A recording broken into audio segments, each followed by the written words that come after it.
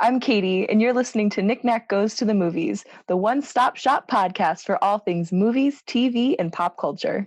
Turns out he's a major cinephile. They don't watch enough movies! It's a very simple formula! And here we go. Like I said at the end of last week's episode, this is part 2 of the Conjuring movies with the Conjuring 2, obviously Conjuring 3, the new exciting film still available on HBO Max and in theaters. And of course, we have some Annabelles thrown in there for good measure and a not so good movie. So sit back, relax for part 2 of our Conjuring talk with myself and Katie. So I think you and I are going to have a strong disagreement on this next one, and Annabelle Comes Home. And I don't know if you're necessarily expecting this, but just be prepared that I'm prepared for anything. I feel like I already had heard your take, your quick one-shot reaction to this movie, and it's very drastically different than what my experience was. So, Katie, I will actually let you kick off the end of the trilogy of the doll movies. I liked the first 2 better. The third and final Annabelle movie was too cliche, too just not, it was just, I don't even know how to explain it. It was stereotypical of a horror movie for me. You got the, oh, something came out where now we know that this family has some skeletons in their closet. Literally. So let's, now you have, the babysitter that's been there for 2 years and doesn't care, but her friend is curious and and she recently lost someone. Oh, she wants to get into the haunted house. Like, let me go into the room with all the scary things and call my dad. Let me touch everything. Are you kidding me? She did seemingly touch everything in that room. Everything she could have possibly touched, she did. Are you that dumb? I did not like it. It was too. I did like the growing up of Judy. I liked that aspect of it. I thought that was meaningful. It did play well for the story. I liked her character development, even throughout a majority of the movies. Like, you just see her in a different light. And this, as you had said in your little blurb about the movie, this was her movie. This was her coming of age movie, and she did a good job. Judy Warren, props to you. You can deal with demons similar to your parents can, but you shouldn't have had to do any of that because the idiot let the doll out of the cage. Warning, absolutely do not open. Why would you touch it? Why would you? Oh, it fell over? Good. It's a doll. It falls. Ooh, don't let it out. It doesn't just fall. It sometimes it falls for a reason because your dad was calling for her dad. Her dad. It was ring ring. Hello. Oh, my dad. Absolutely do not open ever. Warning, in a case, locked for a reason. Some people I don't have a lot of common sense, but some people just must be dumb, like Death Wish, no common sense. So I actually thought when this movie started, it was a false hope. But, coming off The Conjuring, oh my gosh, Patrick Wilson, Vera Farmiga, in the beginning, oh, great. They're going to be the main part of this movie. And I thought the beginning was great. They were trying to transport the doll. They got da, da, the band of gold, the song from the really catchy song. He's singing along, so he's kind of fun and charming. She's seen all the dead people in the cemetery, which was really creepy. I liked it. I did the beginning, the really beginning, great. But still, by that time, I had we already saw Annabelle in the last movie, and now she's just coming home to the Warrens' house now. So I sort of in my mind had to say, it's just a flashback. They're just giving us a little bit of a recap. So it was completely ruined for me. And I just immediately didn't like the movie because the story didn't make sense from the movie I just watched. But I like that part for sure. And I'll say this, as seemingly Patrick Wilson has to do every exorcism ever. There's a priest played by Steve Coulter who has a role in The Walking Dead. And seemingly his character is the Nick Fury of Avengers, go solve the thing because I sure can't help you. He's in many movies, but he never helps. And I like him, but you just keep waiting for him to do the thing. And they're oh, we'll send this couple in and they're kind of wacky, but they'll deal with this stuff. Like I kept Yeah. waiting for him to do something and he never did a thing. No, no. The priest from La Llorona did more than he did, and he was like not even a priest anymore. So like it's No. just yeah, Oh, we will get to we the will get garbage to fest of that la la la one. la la la la. La No, no. Llorona. Yeah, we That will. made me think of Coco, just so you know. That whole like it's Oh, because they when she's on stage and she's like Llorona, and I'm like, oh wow, that's really a I do Coco like that part moment. in But Coco. In I general, do I too. like every part of Coco. Let's be I real. like every part of There's not a Coco. bad frame in Coco, as far There as I'm really concerned. isn't. No. But back to I guess we the have to cut talk about the this Annabelle series. Yeah. movie. Yeah, So yeah. so, and I know you're not a huge superhero person, but your understanding of Marvel is there's the Avengers movies and there's all the movies, kind of the individual around them movies. Thor Ragnarok. Yes. Exactly. They have franchises, they have spin-offs, like what they tried doing with some of these that just didn't work. But I saw I'll make you Annabelle. mad. Wonder Woman. That's one of them. That is a superhero movie. That is a I just superhero talk movie. about Marvel because they've figured out the connective tissue a little more than I would say DC has at the moment. But Yes. the point I'm getting at is I saw this. There's a Avengers movie that's kind of, it's Captain America Civil War that kind of is like Avengers 2.5.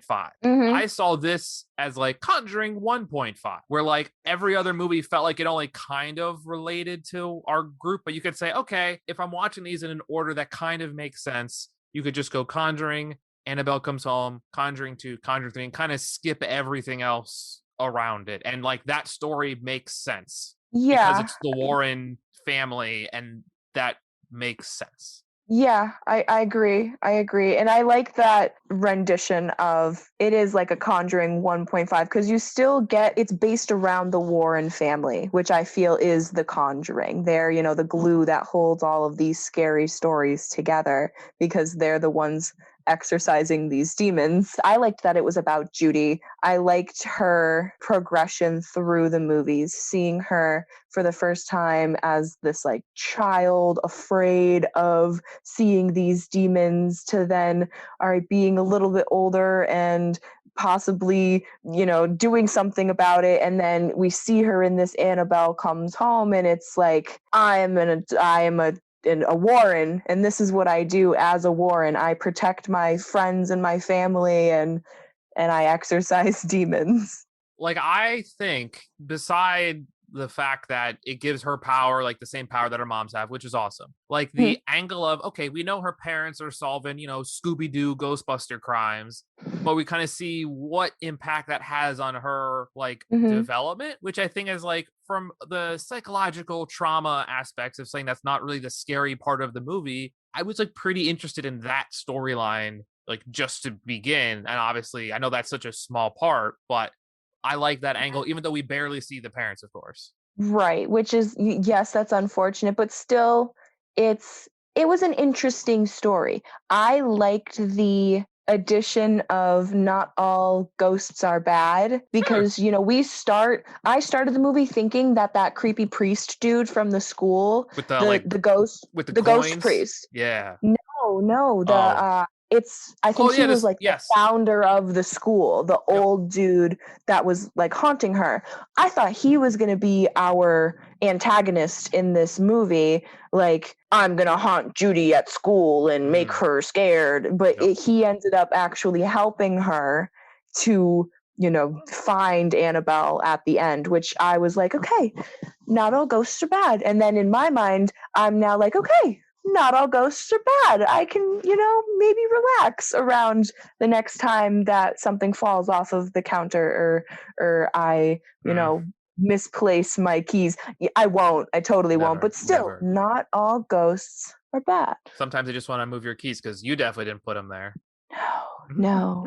Mm-mm. So once we get to like the meat of the story, because I think the buildup is lovely, like you said, we get to some silly things of like, hiding the key in the stupid well, they didn't hide it, they hide it in like the drawer, but like the most curious girl in the world gets into this room and is touching on every single thing that's cursed. It's like, Everything. stop it. Literally. And it's all to like, and I get it. You lost your dad. You believe you're the reason that he's gone. You feel guilty. You feel all of these emotions. I get that you want to see him again, but you know coming into this that they are demonologists. They're demonologists. It says it on the door. Demon. These are not friendly things. These are not I'm going to pray to the. No, we're not Satanists. And they're in this locked room. How many locks were there? Like One, three. two, three, four, Yeah. maybe five locks on that door. What's behind that door is not friendly. It is not going to help you. And if you know anything about, even as a kid who hasn't read Goosebumps, nothing is ever friendly if it's like in something creepy, which all of those things were creepy, especially the doll. Creepy.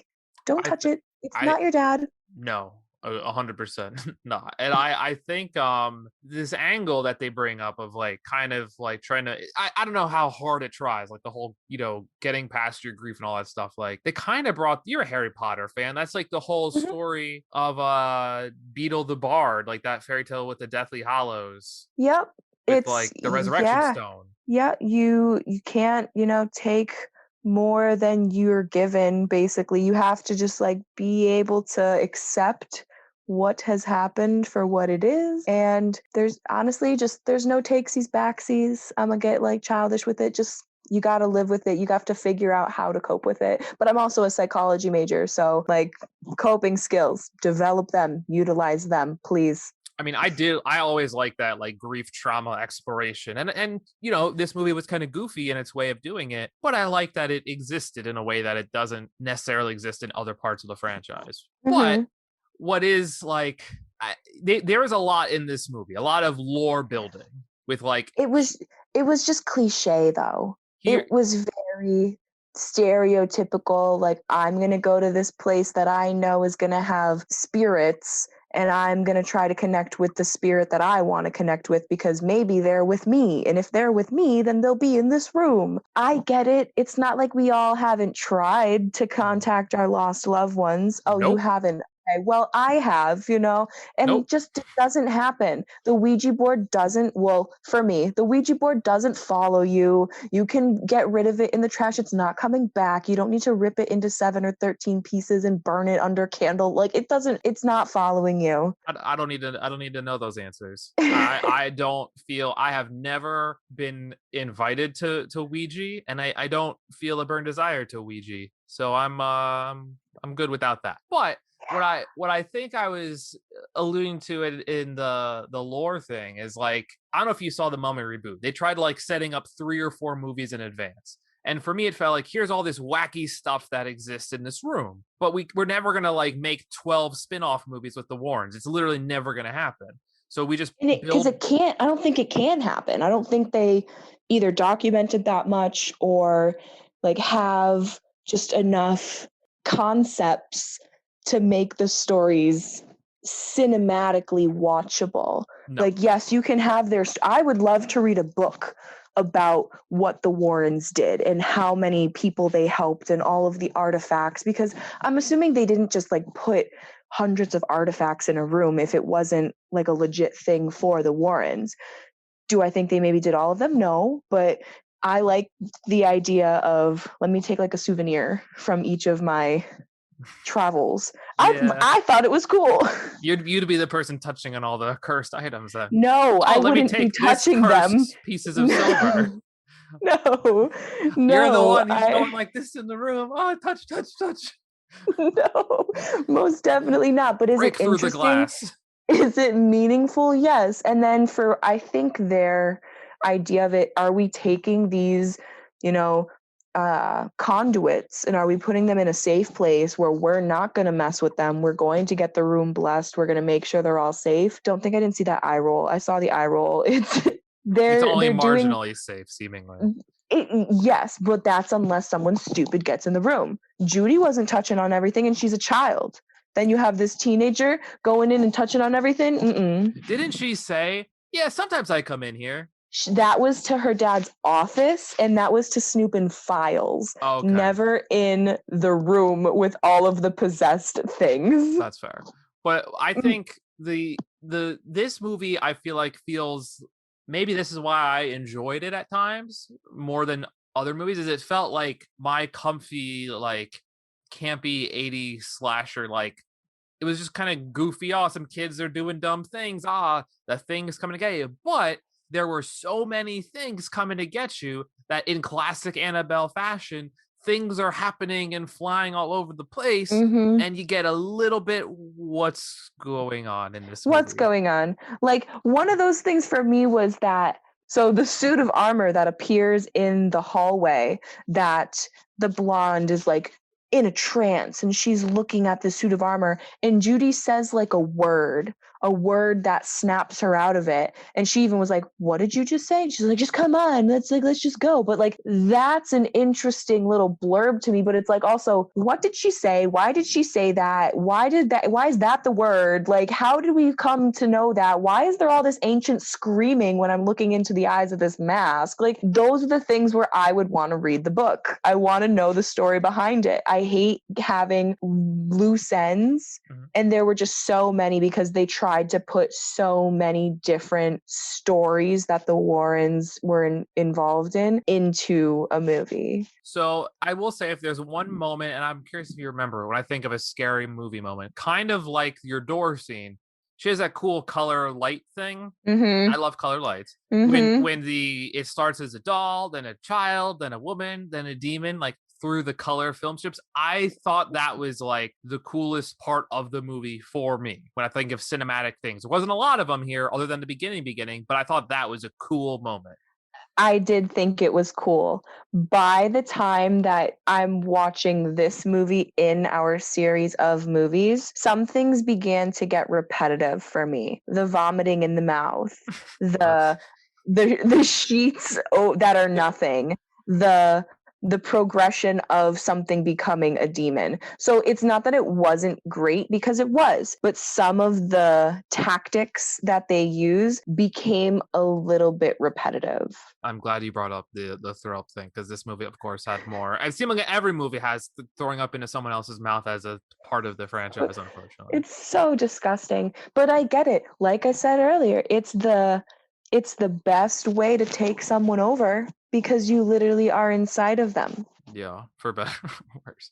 So, so for the most part, I'm not gonna say this is a good movie, but I thought, compared to every other movie in this franchise, it was a fun watch. And sometimes you just need a dumb fun watch. And for me, this felt like a Sharknado, a Friday the 13th, one of the really cheesy ones. Like, the things flying around didn't bug me as much as the other ones, because I think I was just so accustomed to like 30 different chaos things. It's just like, okay, this is what we're doing.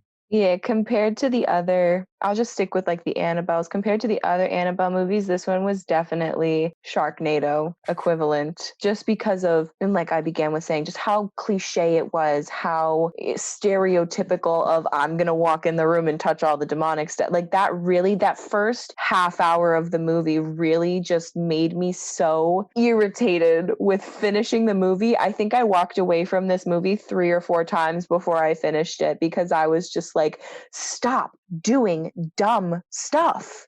Just please stop being dumb. And they I just were. you look at this as a comedy. That's how I like, as one of Yes. those dumb Yes. This one was comedies. not a scary movie. This one was a. This one was the frat guys go to the haunted house beach, invite the girls from down the lane, and decide, hey, let's go hook up in this basement. Is that a bloodstain? Oh, okay, let's keep doing the business down here. And then lo and behold, it doesn't work out. I couldn't have put it better myself. That's exactly what this movie was. And I'll say this: we like the Warren family for sure. They're the Yeah. lifeblood of this franchise. And having Judy have her moment, even though it's a different actress for this movie, that's fine. They had to do it for time periods. But I like the end a lot. The emotional part of like Judy Grew, Vera Farmiga's character is like talking to the other girl. I don't know why all the kids showed up to the party. It seemed like you that was another thing. It's like, no one's coming to the party still. No one's coming. You like hear the werewolves or you see all the damage, you'd be like, okay, I'm good to not come. I don't know, maybe the two babysitter friends made it work. And that's what they alluded to, that the dark-haired girl talked to her brother, and then the brother, he's the popular kid, so he's talking to all his school friends, and all the school friends are like, all right, let's go to Judy's party. Like, okay, that happened in one day. Yeah, geez. No, I don't. It's overrated. But see, I wouldn't know. Apparently, you're saying it's overrated. No, good. I don't need to know to know it's overrated. It's good.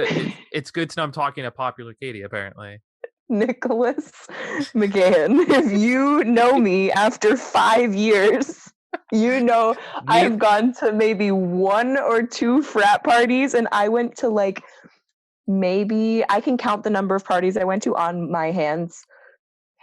Neither of us were the popular kid in, I guess, middle school is what they were going for that age group. Oh, yeah, middle school, I think I was pretty popular, but I also was like not at the same time.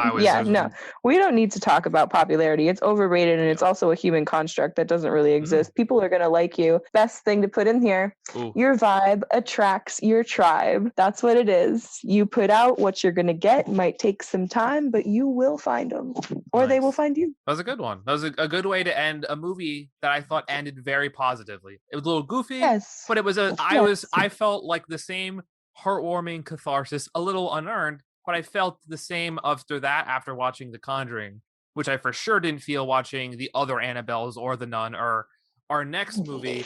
Katie, I'll have you say the title of this movie. You seem to have it down pat, and I clearly am adding a bunch of L's and O's to it.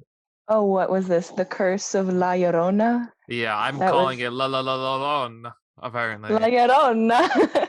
Because I'm also probably thinking of Coco now. Yes. Oh, I'm absolutely. either thinking of Coco or there's a musical. It's the one with the jets and the snapping, and it's West Side Story. Yes, because there's a part where they sing the song "Washing Machine in America," and that's the one that I've never seen it. That's why I just think it's interesting. I don't know the whole. You're trying. It's da washing machine. Like it's about the things you have in America, and then they're like washing machine wasn't exciting, and the part that is like da, and that's how I'm saying la la la la. Like I don't know. Interesting. You're getting there. You got there. La Llorona. La Llorona. Yeah. See, you do it better. But anyway. I also took like 9 years of Spanish, so I can say the crying woman. That's great. The German did not help with this title or this movie. Lots of like bratwurst and like Guten Tag and like how do they say cat? It's very and like it's a darker, throatier sound as opposed to it doesn't flow off the tongue as nice. No, it's very guttural. Guttural is the word I would use. But, have you seen that meme? I'm sorry, have you seen the meme where it's like a cat and this dude's trying to call the cat and he's like, gatito, gatito. And he's like, cat, cats. And he's trying all these different languages. And then he gets to German. It's literally like, Bastel hier, and the cat turns around for that one. He's like, German always works. It's like, what? See, I don't know if I remember cat in German. Dog is Hund, Hund. Cat must be really, really weird because no, it's like 5-6 letters max. Okay, well, whatever this guy said, it called the cat, and the cat answered. Well, I think he was just saying characters and letters. But to this movie, to start, I'll say this: I like Breaking Bad. The priest is actually a Breaking Bad Better Call Saul character. Oh, I was going to say, I love the Umbrella Academy, and Vanya made an appearance as the mom. Oh, I don't know if wait a minute. Mm-hmm. Which one is... Vanya's not the one... Vanya's the one with the violin that destroys the world. Elliot Page is not in this movie. I'm gonna look it up. I totally think... You're thinking of Elliot Page, who is not in this movie. Do you have it in front of you? I am going to have... I don't even have to check, but I am checking just to prove you wrong. Come on. Please do, because I really... You think the mom is played by Linda Carter Nelly? I don't know. I don't know actors. Katie, if I'm thinking of movies you've seen this actress in, it's Scooby-Doo from 2002. Oh, yeah. Oh, so I knew her from somewhere. Okay. No. That must be it. Were you thinking of Elliot Page from like Juno? Hold on. Give me a second. I'm working on it. Look up Juno, and that will tell you who you think you were thinking of, and that is not the person. Okay. Totally cut it out then, because I thought I was watching. I am 100%. This is. We never edit on this show. Wink, wink. No, I will 100% I really did. Your mistaken identity of Linda Cardinelli. Yes. So, but still, they look very similar. Am I wrong? I for sure did not see that, but that is Come on, you didn't see it at all? No. I just think their faces look similar. I don't know. No, I did not see that at all. Interesting, but okay, that's fine. Anyway, this is how you can tell I really just don't watch movies. No, that's okay. I just that is something I did not anticipate us discussing. But to be fair, that's a fun tangent to go on because spoiler alert, this is like a garbage movie. It was not good. It really wasn't good. I didn't even want to watch it, but I had to. So, like, do you? And I know he said this earlier. Do you agree with the assessment of it's Wet Nun but worse? Way worse. But I liked The Nun a lot better than La Llorona. But this is like it's The Nun, but there's water involved, and she's wet. Oh yeah, that's the whole premise, seemingly. Yeah, it's all revolving around water. Like it's like okay, cool. So even though this priest is from the Annabelle movie, fun fact, I don't know if you know this movie is not actually in the Conjuring universe. But I totally looked up the Conjuring universe, and it's in there. So it is, air quotes, but it's actually, but not every creative person a part of this movie was a part of that movie, of like the franchise. Okay. And the connections are like loose at best. So technically it doesn't exist. And fun fact, did you watch Lies on HBO Max? No. So they have a Conjuring collection on HBO Max. And there's 7 movies in that, and the only one missing is this one because it's technically not in the world. So it's super. I'm okay with that. That's my thought as well. I'm like, if this is a bad movie, I'm also fine with it not existing. In the podcast, I'm totally okay. Like, it's in there. We watched it. It was just wet. Like, okay. Even the scares in this weren't really my thing. Like the little girl's umbrella falling into the water, or her picking it up, and there she is. I was like, ooh, there she is. Like, if really we want to talk about the Annabelles being predictable, this movie was stupidly predictable. Stupidly predictable. Oh, that line of dirt. Oh, you don't cross that. Well, guess. Irritating.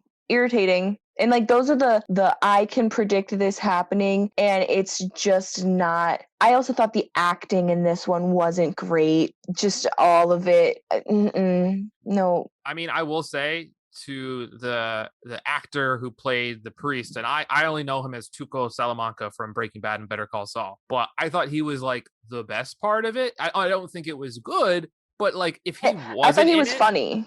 He was funny.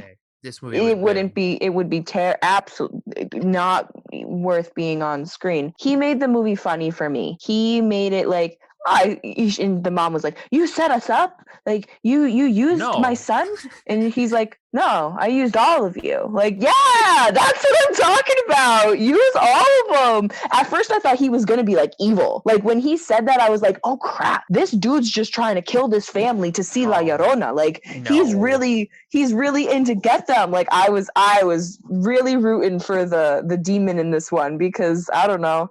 I also thought the little kid was going to do it. I thought he was going to, when they're in the attic and he's like holding her pendant and she's now normal, just sad bride, like, oh my gosh. And then the little girl stupidly pulls the sheet down that I didn't see coming a mile away. And then she's like, I'm a demon. Just kidding. I was dead the whole time. I was dead the whole time. Also, stupid moment. Why do they have a wedding dress up in their attic on a mannequin? You put that in a safe box or bag and you hang it. You don't put it on it would be so discolored by that. No, stupid addition to that. So bad. If there was one moment I thought was kind of scary, it was like the initial onset, the kids in the car. Yes, and that's what I was thinking. That was it for me. After that moment, it was bad. You know what really pissed me off? Also, if I want to watch like a scary lady take kids, I'd watch, I don't know if you've ever seen this movie, Hansel and Gretel Witch Hunters. It's like a goofy version where Jeremy Renner is like hunting vampires as a child with like adult magical diabetes because he ate too much candy from the I feel like I might have seen it, but I probably didn't. Like I said, not a big movie person. It's like one of those goofy turn your mind off. It's like Abraham Lincoln Vampire Hunter. It's fun. It's such wacky. A good movie. A good one. I love that movie. I actually do really like that movie. I know it's not a good movie, but I actually really do like Abraham There's Lincoln. There's got to be some. Yeah, there's got to be some movies that are just bad that you just watch. And I don't think I could name another one right now because La Llorona is not it. No, but Abraham Lincoln Vampire is fantastic. That's it. But like,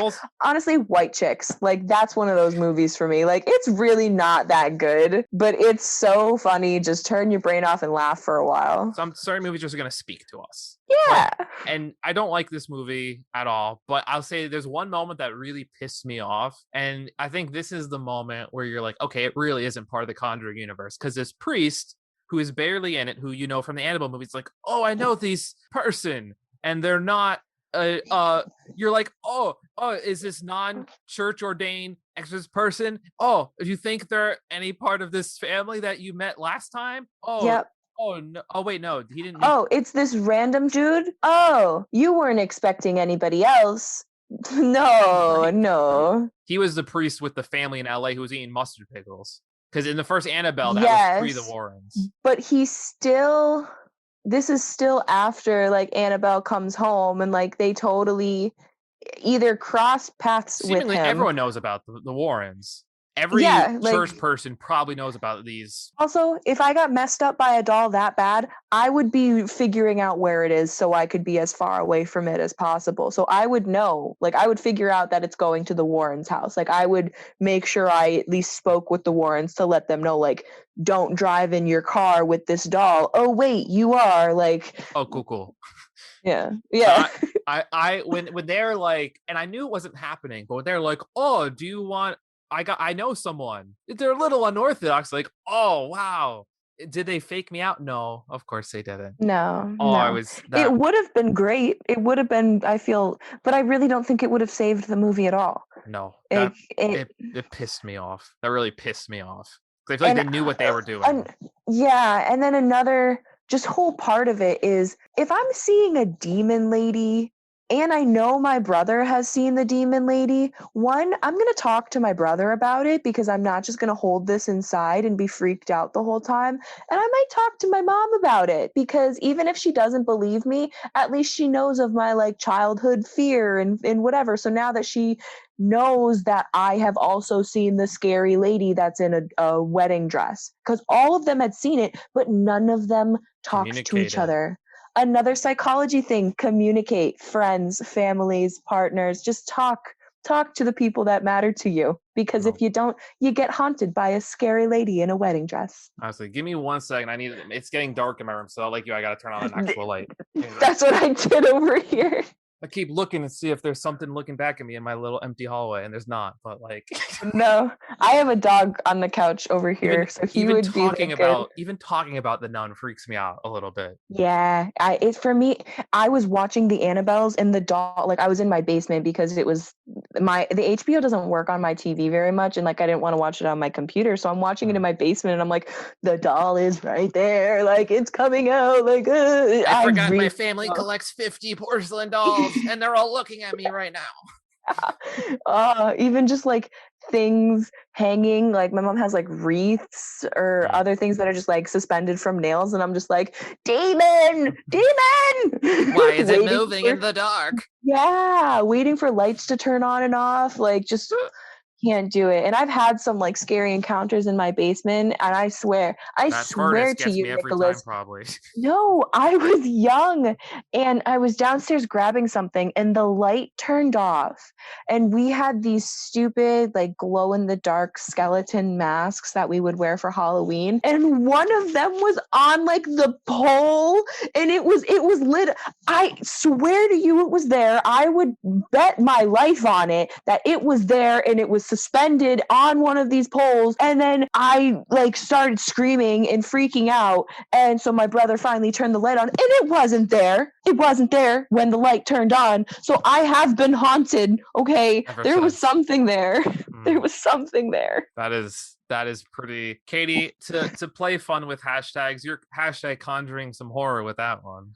Oof, no, my partner was actually haunted. He had a ghost that followed him, and notoriously, when he was at work, it would take all of the paper towel and run it through the house. So he would come home and there would just be paper towels everywhere. No roommates, no animals, and this paper towel was just everywhere. And he's like, "Oh, great, like Billy's back," or whatever his name was. But I was like, "Dude, you better not be bringing any ghosts into my house because you can leave with them." That's true. You that's actually what happened. That's why all the fiber gets dirty at work sometimes, because there's a ghost that just dirties all the fiber. It's not malicious, it's more of a jokester, but that I believe, yeah, he wasn't like mad or evil. He just would like to play jokes to be like, haha, I'm here. So yeah, I totally time to clean all your fiber again, Nick. Haha. Yeah, haha. Good one. Got more good, work for you. It never cleans anything. It always has to make things worse. It always does that. That's good. It's good to know we've both been haunted. Very good. So yeah. To the Conjuring 2, which, it took a while to like the last half of these, if you're watching chronologically, is 2 Conjuring. So like you really got past some of the nonsense to get to like the good parts of the franchise, which is good. I think same thing. Great music, like I said before. The word music has some really good emotional catharsis moments. Love it. I liked the Elvis in this one. I also liked the humor in this one. How the mom was like, he took all the music, and Ed's like, oh, I understand. She goes, no, he literally took all the records and all of the music from the house. The kids loved his Elvis collection. Like, that was just perfect. There were some good moments. And I think as we try to educate on this podcast, what's the thing, right? Don't collect dolls, don't go to haunted nunneries, seemingly don't buy houses that have had people die in them. This one definitely don't make homemade. I was gonna say, just like, don't buy your furniture from the previous owners. Like, you just who don't. died in said furniture. Yeah, who died? You don't know that. You don't.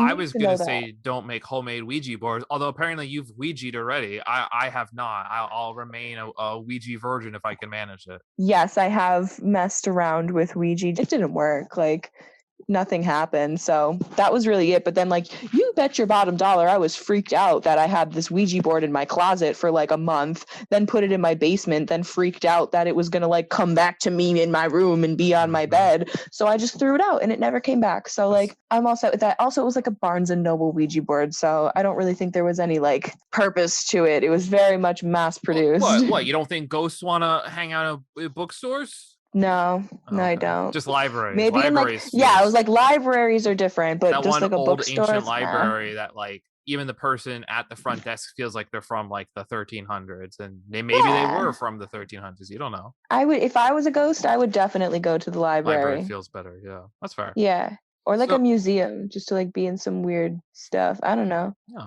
I get that. Yeah, be the cool painting with the eyes. Yeah. That's what got me with this one. I hated that part with the nun. Speaking of paintings with eyes, this one really got me. Speaking of the worst part of this movie, it was the hands coming around the painting, and then it just jumping off the wall and running towards her. Whew, that was good. So it Katie, was good. I'm still aggressively looking at my little unlit entryway to my Go room. Turn a light on. Go turn a light on. Well, I have 2 lights on my room, so if I don't know what would happen if I got because I don't think I'd have to stop the recording and hopefully someone could go to my laptop and publish it, but who knows. Anyway, I can edit. You did teach me how to edit those soccer highlights. In the time it would take for that to come here, it'd be tough to stop the recording, and I don't think I'd be able to open up an FTP link. And what if you saw it in your camera? That would be pretty messed up for you, probably. I would start recording so I could at least document it. Yeah, but what if it jumped from my camera to your camera? Oh, stop. You're getting way too much now. Way too much. We're having fun. Anyway. No, we were at dinner today. It's just weird that you say like jumping through things. We're at dinner and there was this really, really tall mirror on the wall in front of us. And my mom was like, that's a really big mirror if it were to fall. And I said, but what if in the mirror falls, it's like we start swimming through it and we just pop up in another dimension. And instead of it breaking, we just get like sucked into it, or like I was just like teleporting through dimensions via mirrors. Mirrors are terrible, and terrifying. So I thought you were going to go in the direction of Final Destination, of the mirror falls and then seemingly everything catches on fire and blows up. Classic Final Destination. No, not that one. Okay. Nope. That's a pretty goofy one. Yeah, I've only seen a few of the Final Destinations. I feel like goofy. It was like 3 and 5, and whatever the last one was, that like 5 is the worst with the first one, because it's like the end of the series is actually them all getting onto the plane for the first movie. Yeah, that was like, what? Final Destination's kind of bad. I like the first one, but otherwise it's kind of bad. I don't know. I will never drive behind a log carrier ever again. No one will. I don't think anyone will. If you've seen that movie, if you see a log truck, you're like, I'm done. This has been a pleasure. I'm gonna like park my car here. I'm not gonna be a part of it. I don't need that in my life. Oh, I'm holding in my laughter so much because it's just, no, it's so true though. I either have to speed by it going like 100, because they always drive fast too. Like they don't drive slow, or I'm like behind it praying, literally praying, but I will never Final Destination 2. Don't be Final Destination 2. Yeah. Classic. Yeah. So when I think of other warnings, people are like, we don't like the Ashes to Ashes song, right? Nursery rhymes. Mm-hmm. I like the Crooked Man. I was like, what is this nonsense? Was a crooked man and he had a crooked smile. I don't know. Like, what is this? He bought a crooked pence, it was a crooked foot. He bought a crooked cat who caught a crooked mouse, and they all lived together in a little crooked house. I've just seen the movie a few times, so I think it's a cute nursery rhyme, but like he's called the Crooked Man. Like it feels like it's off to a bad start. Yeah. That feels in the don't start with that one. I wish the character that she was smoking with was in it more, because she was like a little badass. I'm sorry, I don't know if I can say that on your podcast. I have said worse. Don't worry.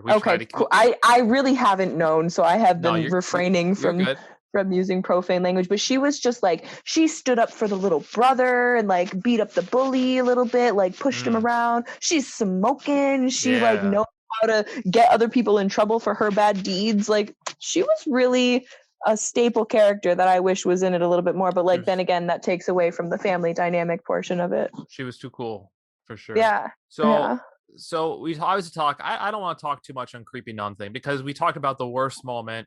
After that, Creepy Nun thing really doesn't exist in the world a whole lot. No. Which is good. But I liked, this is the movie that made me appreciate The Nun, because now like I know where it's coming from. I know why it's here. I know sort of more of what this demon is. So that's what made me appreciate The Nun was this one, because it was like the end of this spirit, this entity going back to hell. I was cool with it never being in anything.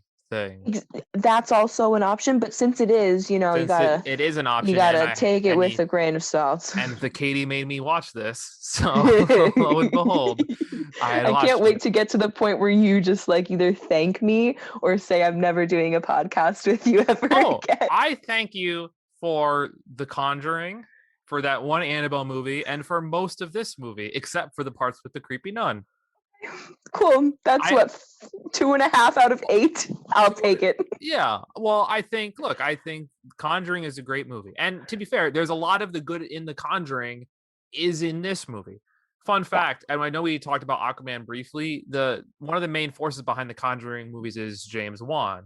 And he is the guy who does the Aquaman movies, which Patrick Wilson was in. So just a little fun actor bit. Like, oh, it's fun of them working together. And apparently he's gonna put a little horror into the Aquaman sequel. That's the Oh, that's goal. pretty cool.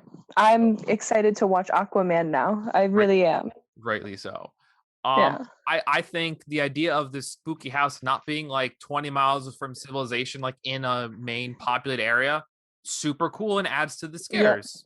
This one also didn't have any vomit in it. It didn't. She never got like possessed by that. He was so technically How did she get possessed?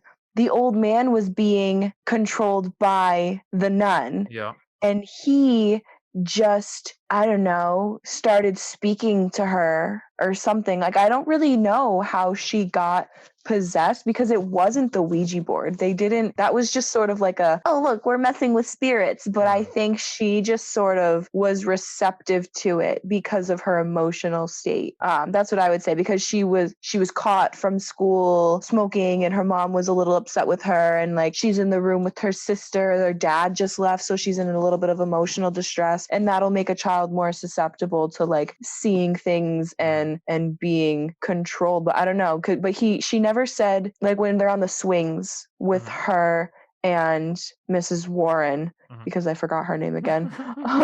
She's like, is it coming from inside of you? And she goes, no, it's coming from behind me. Yeah. So it was never really in her. It was around her. It was around her. It was using her. Yeah, I don't think there was ever vomit in it. So no. And like there were some good possession scenes, right? With the guy talking when they turn around. Obviously the scariest part was the nun being in her family home. And they do that a little bit in the first movie too, right? The locket, you see the scary thing in your home, then you see the painting, the scary thing in her home. And like I think those are kind of the really scary ones where they bring something like horror, like from like, oh, it's worse than bringing your work like life home, because your work is like terrifying work. It's not demons. It's not sending emails or, you know. I also liked the story progression of working up to this. We knew from the first Conjuring movie that Lorraine saw something terrible happen because of the exorcism with Frenchie from the nun. So like that was progressed with in this one, where she has the premonition, like again, more vivid this time. Now she's in the house when they're doing that like seance, and she's like, I'm going to, figure this out. And then she sees Ed dying. Like now we're really getting a look at what she sees and how she's actually like terrified from these visions. The idea of like you were fighting against the clock and waiting for this, like the fate and premonitions, like I also thought that was a very fun angle. And like I'm not saying that like makes it better than the first Conjuring, but I think that was a really cool diversion thing. And I will say, like seeing the tree, like seeing the lane, like, oh, there it is. Like there were some really cool moments. Do I think after that one nun scare, the nun's like only second time on camera is not particularly scary, sitting in the like same thing. You watch enough demon-y movies, the whole knowing their name thing is like the thing. Right. Like, and that's fine. But it's like, okay, like I've never seen it done that way though, which is another thing about The Conjuring that I enjoy, that I see things that I don't see everywhere else. They're similar concepts, but she was in this premonition or this vision, and she literally wrote and scratched the name of this demon into her Bible. Yeah. So like that was a really powerful type of moment, because you're putting something demonic into something holy. And that's totally what gives you the power to control this thing. I also thought it was sort of anticlimactic with just, I have your name, I summon you back to hell, go by. Like, come on. This demon had the blood of Christ spit on its face, and it didn't go away. Well, seemingly, that's how it's done. That's in movies, that is all you need. So anticlimactic. Like no, that is a thing that exists. So that didn't surprise me as much as kind of been like, oh, okay, I've seen this trope before. But I think the movie was a little more epic than maybe the first one at times, like the stakes seemingly higher with like pseudo power demons. But I think there's a lot of good moments. But that first one is like a masterpiece compared to anything else. Yeah. So, Yeah. and I think the couple moments are nice at the end, right? It's the same. Like I like those like you watch so many scary movies and you like that little, "Aw, I feel good about this now." Mm-hmm. And you feel good about this at the end, which I feel like the best of the Conjuring movies does. It just I like when, like you said, like when a horror movie just leaves you being scared out of your wits, but you're like, well, that was nice. Like, oh, they something had a, happens in the there's end. this, yeah, they didn't end it on like sheer terror Or like a cheap because, jump scare. right, You know, right. I'm I back. always got worried with like the Annabelle movies specifically, like they're like pulling out at the end or they're like at the final little thing. And I'm like, she's gonna pop her face up like some stupid scary movie 4. Like it's gonna be just bad, and they didn't, which I really did appreciate. Yeah, the and like they're cheesy, but like the Friday the 13th do that every time. There's Like always a I don't need that. fake out jump scare at the end, but it's always like, I mean, the Scream movies did it even as a joke once, which was pretty good. But those are all about meta jokes, and there's a reason I love those. There's a reason the mask adorns my wall, which you'd think would be Yeah, scary after The Nun because of the look, but it's got, I don't know, that's if you notice, I keep looking to the side yeah. more than I anticipated. That the weekend after watching The Nun was a troubling weekend.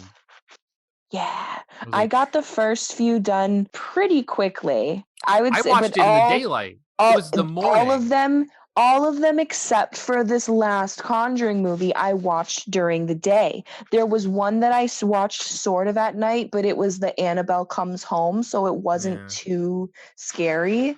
And then La Llorona was just like it was just a joke to me, so Yeah.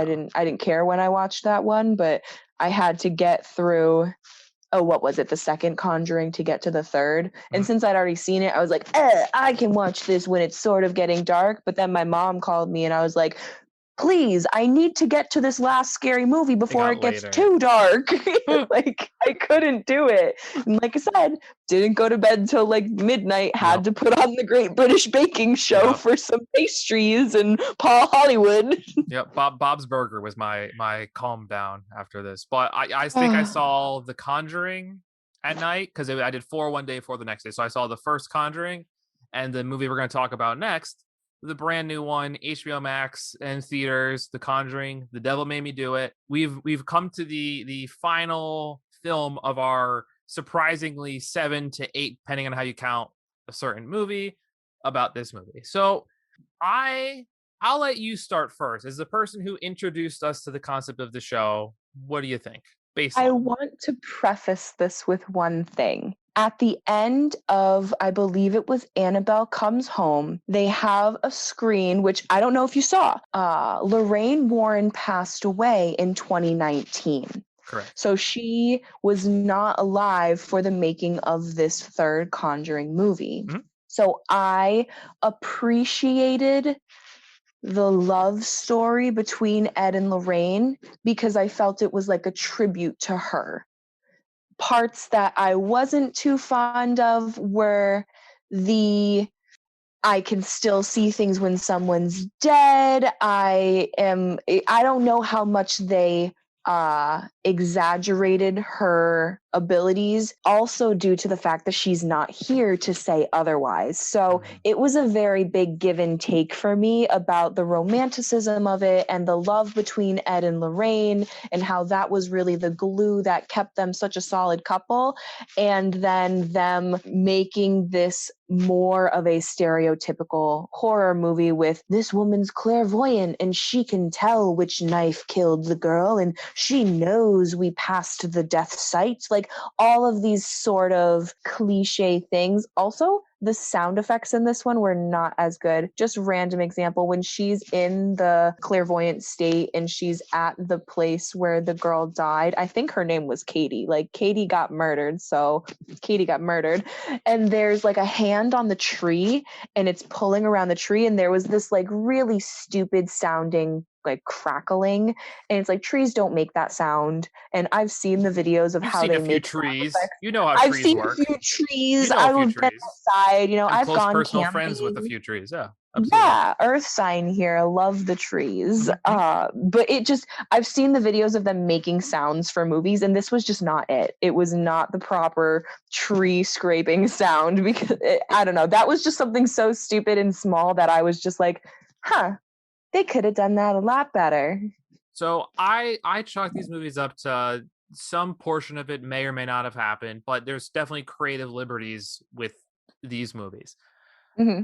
But so I'll chalk up to saying we're telling a story, regardless of what part is true or not true. We're telling a story, and for the storytelling part with the franchise, you gotta stick to the mold, so it's not so far off base. But you got to do something to heighten and make it different. Right. The first movie did a really nice thing. The second movie doubled down with Double the Demons. This movie did a couple different things, and I think to its detriment a bit. The things were they mixed up the franchise maybe a little too much. You know, there was a demon in the house, and the demon controlling other ones, and now you have occult groups with things. I thought they were gonna tie it to like the Annabelle cult.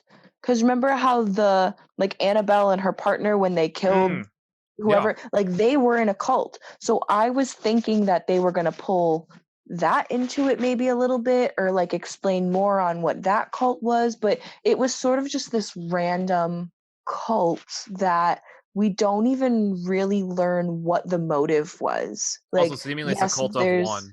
Yeah, like where are the other people? It's a very bad cult if there's one person. I don't think it was even really a cult in that sense because it was just this Satan worshiper, singular, that found this ancient book and found a spell and made a talisman and wanted to like and kept making talismans apparently kept making them.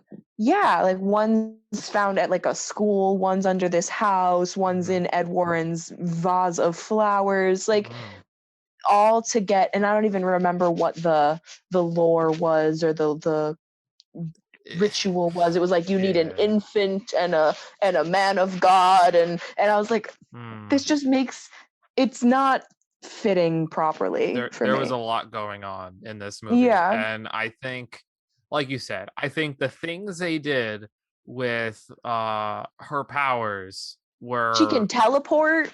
Oh no, like the demonic lady, like she's in their house now. She's teleporting. I liked that it can go both ways. Sure, like, but I think the lady power battle here, it felt like ludicrous at times. Yes, absolutely. The things that they could both do felt ludicrous, and I didn't. It was so hard to get it because you're like, okay, sometimes there's things that are happening, and then people are flying around. There's a part where they're on the cliff, and then a hand's just there, but why is the hand there?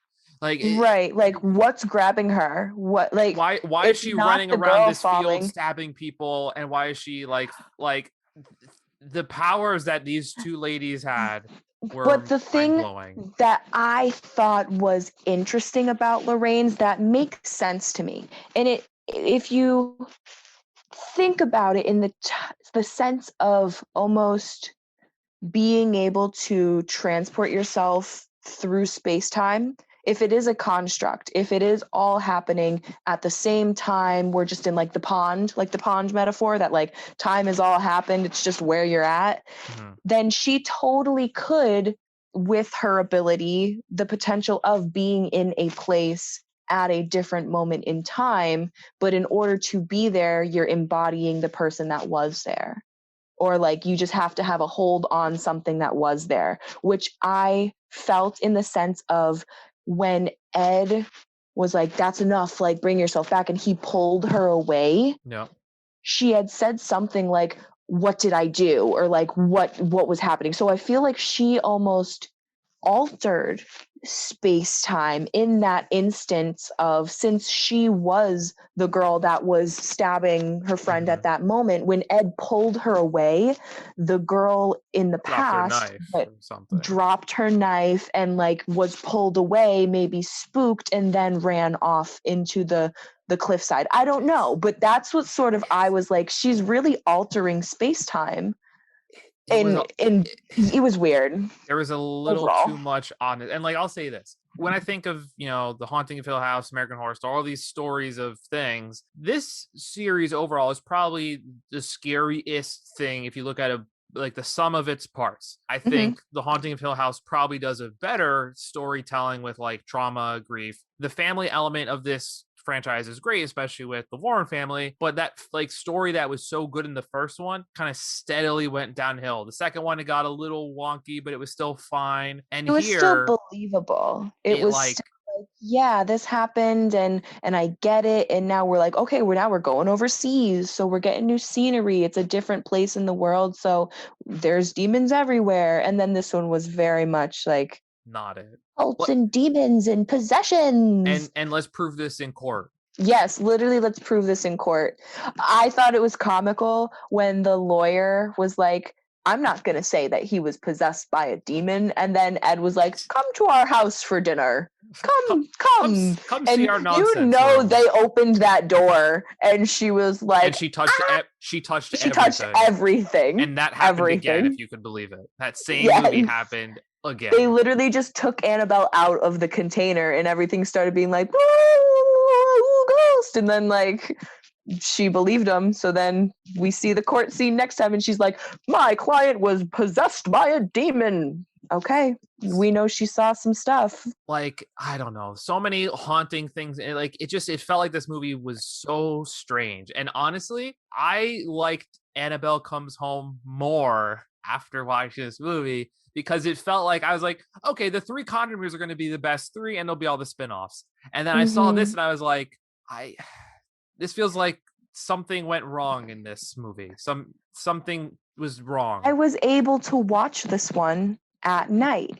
I will say that this one didn't terrify me the way that the Annabelles did or the way that the Conjurings did. But the reason I did appreciate and like this movie was for the fact that after seeing Annabelle Comes Home and knowing that Lorraine Warren passed away, in my opinion, this was just a tribute of their love. Like, yes, they took one of their stories and they made it funky and they made it weird and almost non-realistic, but the love story between them and how literally love conquers all, even when he has been poofed in the face by some demonic juju, like their love was able to break it. And as a love story, I thought it was very heartwarming because just the dedication of Ed having gone through a heart attack from a different demon and still like hobbling to his wife and pulling her up that cliff and finding her in the depths of this dude's house. Like that's what's like really stuck with me for this one. So I really didn't see this one as like a scary movie. This one was almost just a love story with some creepy cult mixed in with it. True Blood, Sabrina is a little darker, but there is other elements to it. But I think, I say, the love is strong, cute message, and those same moments exist in, Annabelle Comes Home, Conjuring 2. The end moment was good. For me, it just took a little bit to get going. And I don't know if I loved how much it felt like they sidelined Ed because the replacement of him was these wild trance scenes with her character, and I was like, okay. But then that's where I feel that they added those because Lorraine Warren is no longer here to say, hey, that's not how it was. Correct. Like, since she's not here to say, no, like, I can't feel that connection once someone is actually dead. Like, they were able to take that, now she's able to time travel and like rest her soul, hope she's doing good wherever her energy may be. But I think they did her a little dirty in this movie by exploiting her, maybe to the extent that it's not realistic. It felt so ungrounded that it felt goofy at times. Yeah, like the point I liked in Annabelle Comes Home was that TV scene where it was like a time traveling TV. They did a similar thing in this one with her in that cave, like falling, and like she could see herself and she so like they did a similar thing in that. But do I believe that she was having an out-of-body experience or she was experiencing time in this like diluted way? No, I don't. I think there is weird time blowy magic, I guess. Who knows? It's all psychological. It literally it totally just like a psychotropic him. drug thing.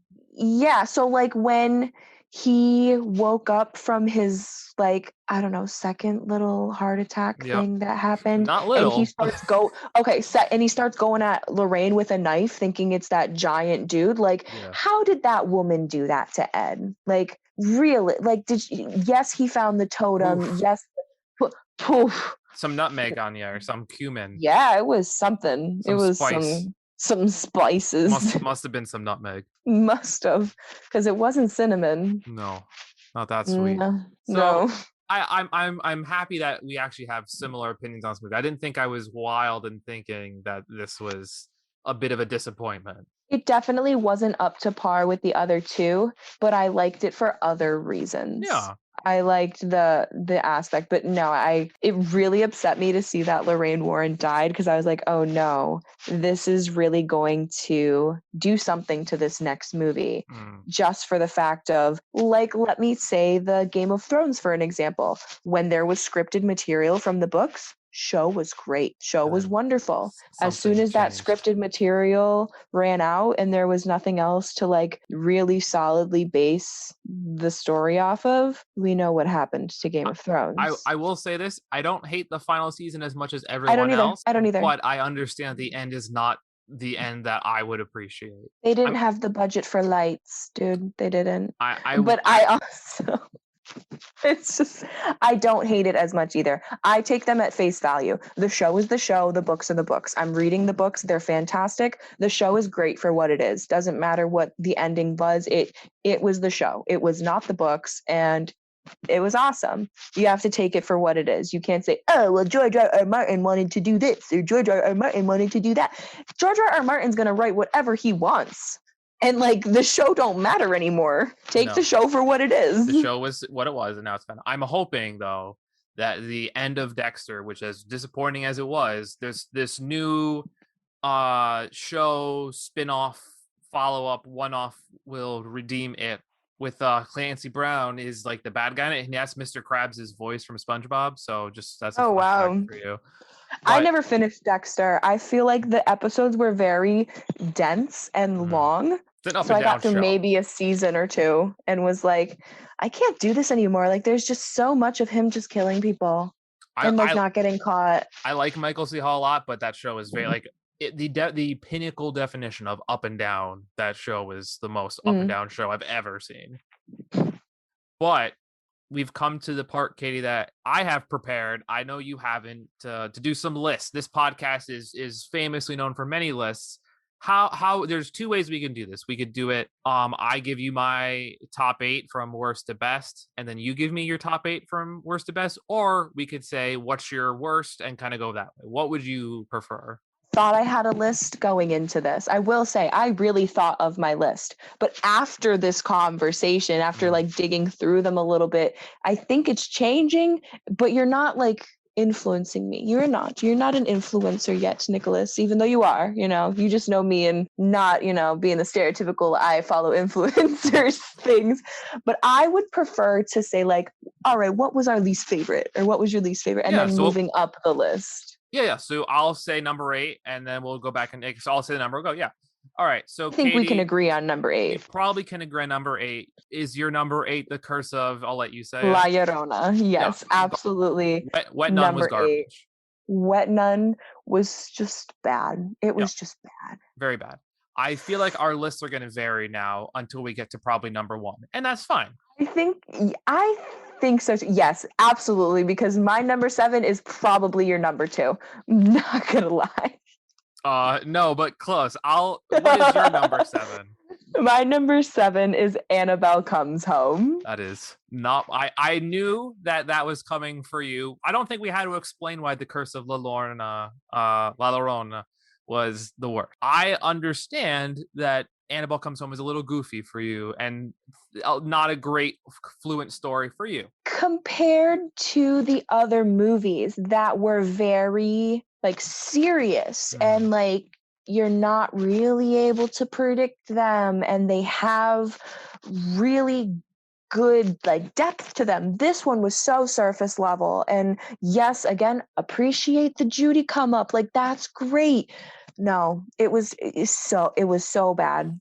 It was so bad. So my number 7 comes from an innate fear of something, but knowing that it's better than our universally panned worst movie, I have The Nun at number 7 because I Is that think surely from fear? it's partly from fear, and the reason I keep looking over to my left, nothing's been there since I've looked, so that's good to know. But I'll keep checking. Okay. But I'll let you know if it changes.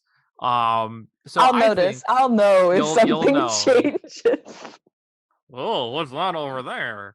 Oh, that wasn't there when I was that. Technically, that's not where I put that I'm thing. on your left on my screen, so I'm like, he's really just looking at me, like, because you're looking over at me. Yeah, I'm waiting for it to come out of the webcam. That's good.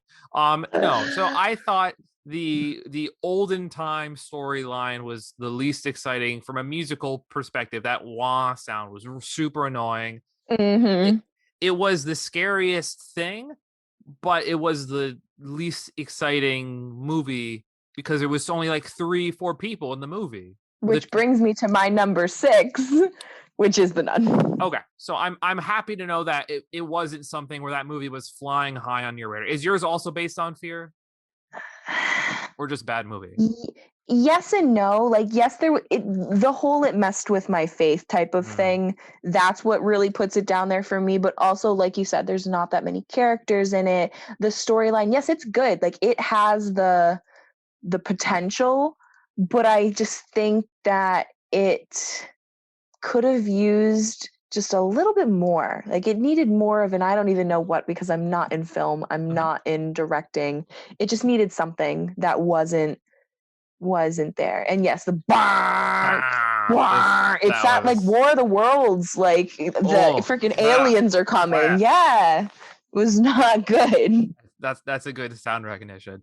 So I'm not going to go on a limb and assume that from now on I'll just be one behind you for every time until we catch up to where I have that movie on my list. But I feel like I'll be curious if it's the exact same list minus that. The one I have as my number 6 is Annabelle Creation.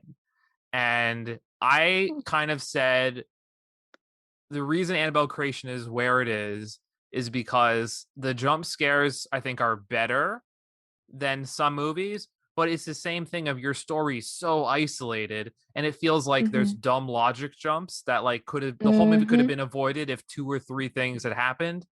And at times, like the scary parts were built up with these like stupid, goofy parts, like the girl getting projectile out of a chair that just felt goofier than it probably was meant to. But I couldn't help but think this was just some stupid thing. Yeah, I don't think either of us mentioned the scarecrow. I thought the scarecrow was funny. I thought the scarecrow was funny, but I thought the comeuppance of the scare part of the scarecrow was like, I thought that was goodish but it did the same thing with the lights. It literally did the exact same light thing that you were annoyed about seeing for 3 or 4 movies. Yep. So that's fair. It's like, but I don't. Scarecrows don't have brains, and we know that, so they're gonna do the same dumb things, like screwing out lights. Oh, wait a minute. In the Wizard of Oz, I believe the scarecrow gets a brain. Eventually, once he sees the wizard. Yes, a wonderful Wizard of Oz. So one scarecrow has a brain. Thank you very much. Okay, one. But yes, I do think your projection or your prediction is going to be correct, because my number 5 is Annabelle Creations, because like it's the Conjurings are up there for me. The original Annabelle's up there for me, but like I had said, the Annabelle franchise with just those 3 movies, they didn't fit well together for me. Were they good movies? Yeah, they were, but the storyline of them didn't make sense. Cheesy, always going to be last. I don't need it. But this one was good, but also the other Annabelle is higher on the list for me, because no offense to anybody, but of the baby part, like that baby part really got me. Like, she's whacking that baby. That really climbed the list for me. Call me morbid, but it was It's a that wild was scare. cinema. Yeah. Wild. And you didn't have that in either of the other Annabelle movies, or even The Nun, or even whatever else I talked about in the last part of my list. Absolutely, I agree with that. And my number 5 on this is actually, and this is where I gotta imagine this is close to yours, is Annabelle, the main one. Same thing. I think Annabelle is better than Annabelle Creation because I think the family angle is more exciting than this strange pseudo orphanage that a murder demon existed in. I like the idea of it following them around from place to place. The mustard pickle thing will be an enigma that I will think about when I think of this franchise, other than like creepy nun thing and Patrick Wilson singing Elvis songs. Mustard pickles will be something I will think about when I think of this franchise, for better or worse. I think there's some good scares in this movie. Also, the cult thing is from the Manson family, so I doubt they're going to go into the cult. That's the whole like Manson family like murder thing. That's because that's on the TV. They're like kind of bringing it up. So when I think of that, I think of like, that kind of like the fake history version of like Once Upon a Time in Hollywood, the Tarantino movie, around that. So that's my assumption with the cult. But I loved your idea of that being an Annabelle cult based around her and Charles Manson like being in tune with this creepy demon doll. That is a very interesting. Why not? Why couldn't it be a thing? I don't know. I also like, what number are we on? I totally am like. Your next would be number 4. Number 4. So this is where it starts to get competitive for me. Agreed. Because I'm at like a lot of these are very close. Like my mom actually was like, sorry, mom's my best friend. Shout out to mom. Moms are great. Hope you like the podcast. She was like, you're 8, you're 1, and 7 through 2 were just all the same. I'm like, no, but they weren't, and I can't do that to Nick. I can't. There needs to be a list. So let's see. My number 4, I would have to say, would be the third Conjuring. And I'm putting it there because if I'm putting Annabelle Comes Home at 7 because it was like cheesy and like sort of not good, Annabelle had the better storyline, scares, fluidity of what's going on, and what the third Conjuring, it was a good story. I love the love story. I will hype it up forever, but it didn't. I was able to sleep. I was. I had to watch a show and do some work before I could fall asleep, but I wasn't like The Ring scared. When I watched The Ring for the first time in 3rd grade, I slept on my brother's floor for 3 months. Yeah, I don't need to watch that. I watch too many things to feel the need to watch The Ring, because that feels like it brings the horror home of watching things. Yes, but I was also in 3rd grade, so like I still won't watch it. I still won't. Yeah, but I it's okay. Don't. And it's probably not even that scary. I don't remember it, but I know that there's like a dead horse in it. Oh no, there wasn't a dead horse. There's lots of dead things, and I don't need 7 days to live. I'm ready for like 70 more years. I'll take a little more time than that. Thank you very much. Yeah, but yeah, I think I'm gonna put the third Conjuring at number 4, just because of like overall with them, it wasn't scary. Yes, good story, but not good story at the same time. Katie, perfect pick. I 100% agree with you putting that 4. The third Conjuring is just not it. There's something missing, and as much as there's a nice love story, there's so much nonsense to dive through to get to that story. So I 100% agree with your number 4, and you've already kind of teased your number 3. You and me, our 3s are the opposite ends of the spectrum. Your number 3 is probably the scariest of the Annabelles. My number Which is 3, Annabelle. Yep. My number 3 is the goofiest of the Annabelles that feels like it ties most deeply to the Warren family. So I respect it.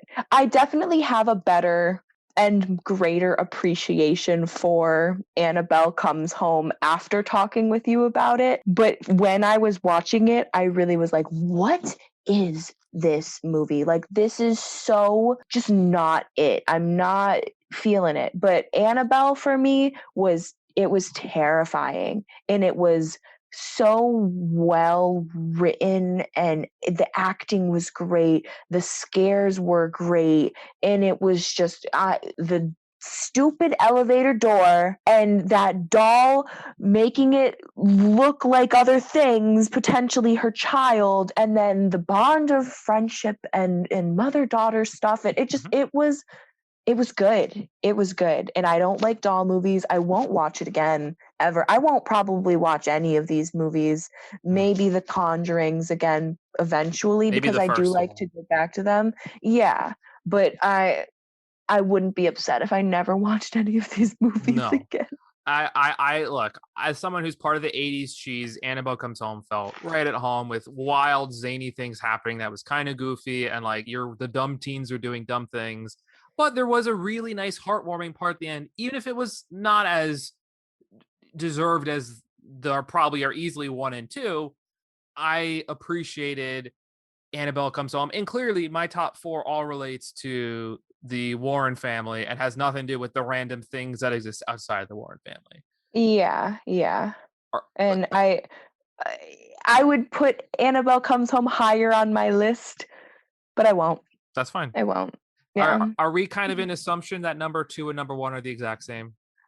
I think so. I think it's 2 is 2 and 1 is 1. 2 is 2 and 1 is 1. Very good. I think cool. The London story is fine. I love Patrick Wilson singing Elvis. There's some nice heartwarming moments. I hate the nun existing in any of these movies, so that is for sure going to be a bit of a downgrade. That painting thing was not good for me. I didn't mention, and this was something I need to mention, that stupid woman from, I don't know if it was housing or child services or whatever form of government she was in from London, who was like, she's faking it and I have proof. And this is, the entire movie, I just despised that woman. Get because as someone who works in like public health and like community health, don't be like that. Don't be like that. That is just such a turn off of just my heart. Like, I no longer have any sympathy for you as a person, and I hope you're the next one to be haunted. She I was really do. She was being a real turd, you would say. Yeah, she was. Like I wanted her to get like thwopped so many times. She should have gotten mouth thrown up in. She should have gotten mouth thrown up in. But yes, I hated that woman. I hated that woman. Yeah. I think keep going. No, I was gonna say that movie has a lot of good. There's some okay. I still think it's good, but I do not feel the need to watch The Conjuring 2 ever again. No, and I feel like I've gone through both 1 and 2 of Conjuring. I'd say 3 or 4 times now, including this last one that we just did. And I would only watch the first Conjuring again because the second one, yes, it's good. I don't want to see the nun again. I don't need that creepy song in my head. I also like, dudes, like, there's too many kids right now. Like, they all have too many kids. That's also a thing. That's like, also part of the Conjuring too. That's also part of the Conjuring thing. It's just so many kids. Judy's an only child. You can't only have one because she's going to get haunted by demons. You need two. They need 2. Somewhere in between. You need 2. 2 or 3 at most. I need to say one thing about the kids from the worst movie in this. Those kids, dumb as rocks. Those kids. I'm telling you, communication. They were so bad. Those kids in that movie. Yeah. And I think part of that is why I kind of like oh gosh, the haunting movies, like the kids kind of like, you see them as adults and they feel like they're not like you, like, you know, they do things where like, I don't know. I mean, I guess kind of in the first Conjuring feels like some of the kids kind of figure some stuff out a little bit. But I mean, even the littlest one in the Conjuring original one, she was like, well, that's where Rory goes when he gets scared. So like, she knew where her sister was going to be hiding. Like, that intuitive, I am like friends with this ghost, and like, now my sister's missing. Yeah, she's behind the dresser and there's a secret compartment there. Like, how does this kid know this? Like, I don't know. Kids are wild, and they know a lot more. Yes. In general as well. Like kids are a commitment. Also terrifying. I don't need my girl getting possessed and trying to like kill everybody. Just don't buy like 30 dolls to line that room. No, but this one, the second Conjuring, they didn't have any dolls. No dolls. That's smart. There were no dolls. That's good. And she still got possessed. Build your own house and survey the land before you do so. Absolutely. That's it. But in general, overall, like you said, I am happy I have experienced most of the movies in this franchise. Two. Yeah. I'm happy I've experienced 2 of the movies in this franchise. And most of the Conjuring 2. After that, it's sort of whatever. I would say, because going into this, out of the 8 movies, I had only seen 2 of them. Only the first and second Conjuring. Even though they're not all great, I appreciate, I would say, the first and second Conjuring, the third for its love story, Annabelle for its creepiness, and then I think that's it. That's it. Yeah. We don't need to talk about the other 2. We don't need to talk about any of the others. Maybe Annabelle Comes Home, but only after talking to you about it. I had to really hype it up for you. You did, because I swear, Nicholas, it was so bad. I stopped it. Like, I went upstairs and was like, what can I like eat? Because I'm so tired. I just want this movie to be done. I would play it before I was even sitting down. Like, give it a few seconds where I don't need to be watching this trash. And I'm sorry you liked it so much that I'm just destroying it. Like, it just was not it for me. If we're talking cheesy horror, like, yeah, that's great. It was a great movie. But compared to like the Conjurings and Annabelle, I was like, this is just too stupid. You are being don't touch anything. Just don't touch it.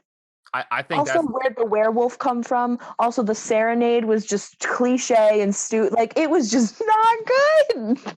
I think your point of just don't ever touch anything. That's a good bow to put on the on the Conjuring franchise. Just never touch it. Literally never touch anything, and you'll be good to go. That's good. Yeah. Well, Katie, we've come to the end of our episode. I think overall we recommend maybe a couple of these movies. I don't think you need to watch them all. Definitely don't watch them in chronological order. I had an okay time watching this as a whole, but there were some really good highs. There were just some really low lows. What are your final takeaways on the franchise, Katie, for our listeners out there? I think you really wrapped it up good. Like you're saying, some of them, great. Watch them twice. Definitely don't watch them in chronological order. Watch them when they came out and then go from there, just to like get the full picture and have a little bit of backstory before you get the backstory. If you've listened to this, you know what I mean? Yeah. And I don't know, it was a pleasure to be here, an honor to be here. And I think that next time we could do some Disney Pixar. That would be great. Next time we need some non-nightmare inducing things. And maybe don't watch anything with The Nun when it's dark out. Don't watch any of these when it's dark out unless you hate yourself. I feel like I could watch 6 of The these. Conjuring 3 and Annabelle Comes Home. You can watch those 2. I could watch You can watch those 2 in the dark and be fine. Anything and with like then the water one. You can watch the water one in the dark. You could watch the water one underwater if you wanted. Literally not watch that one. You could just not watch that one. And you don't miss a thing. You don't miss anything. Katie, it has been an absolute pleasure to have a podcast with you. If fans want to keep up with you, what is your Insta handle? Get some social love on your one social platform. Well, my Instagram, if I have to look it up because you want it so bad and I don't know these things, that's Katie Archie 501. IE ending both of those words, 501. If you want to send me a birthday present, it's my birthday. Yeah. So if you want it spelled KATIEARCHIE 501, hit me up with an Instagram follow. I post every 5 months. I was to a say, You want socials? Every lunar Knick-Knack cycle goes to the movie. Yeah. Not even. Oh my goodness. My last post was in July of 2020. So catch up with me. And I'll catch up with myself. But if you want to hit us up on our social channels, let us know what your take is on the Conjuring movies. How do we do on our list? Do you, for some reason, like The Curse of La Llorona more than any movie on this? I don't believe it. Watch Coco. If you just watch Coco instead of any of these movies. But if for some reason your list is drastically different from ours, please let us know at Knick-Knack Movies or Knick-Knack_IC on Twitter, Instagram, or TikTok. Well, Katie, it has been an absolute pleasure. And to our loyal listeners, we will say, see you around. And until next time, cinephiles. In true UMass Sports Network fashion, I'll say, back to you in the booth, Nick. Are you not entertained? I think this is gonna be the beginning of a beautiful friendship. I don't like goodbyes. Let's just call this see you later, alligator.